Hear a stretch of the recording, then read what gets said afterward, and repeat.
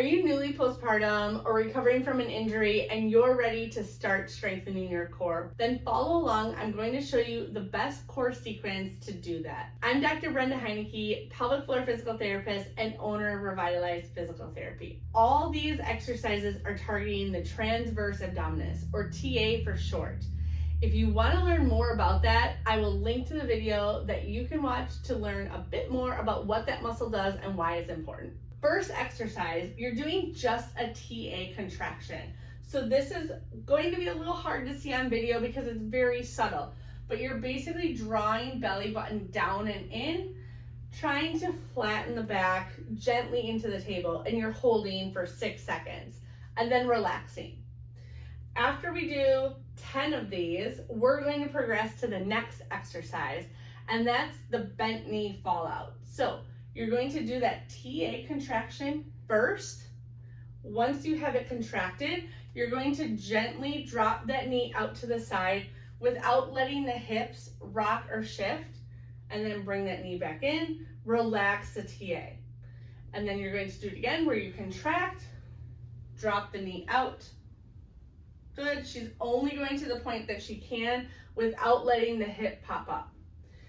After we do 10 more of these, then we move on to the next one, and that's a heel slide. Now, I have a little nifty tool that we're going to put here. So these are friction discs that can help. I'll link to these in the description if you want to pick up a pair to make it much easier for you at home. But again, we're starting with that basic TA contraction and then sliding the leg out only to a point that you can without letting the back arch up or the hips are rocking and shifting.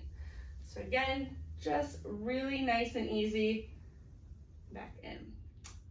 Finally, the last exercise out of the sequence is the TA march. So starting with the TA, you're making sure that back is flat into the table, and then you're lifting one knee slightly off the table and back down.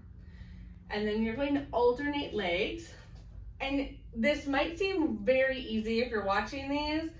If they feel easy to you, you're not doing them right. So it's really important you can put hands on your hips and feel for any up and down movement on the hip bone. So kind of those bony bumps on the front of the hip. You don't want any rocking or shifting, and you also don't want the back arching up. So it's really important to think of keeping that back flat, belly button pulled in. So again, try this sequence. If you're ready to start strengthening your core, this is the best starting point, and then you can kind of progress on to harder exercises from there. So give it a try, and I would love to hear what you think in the comments.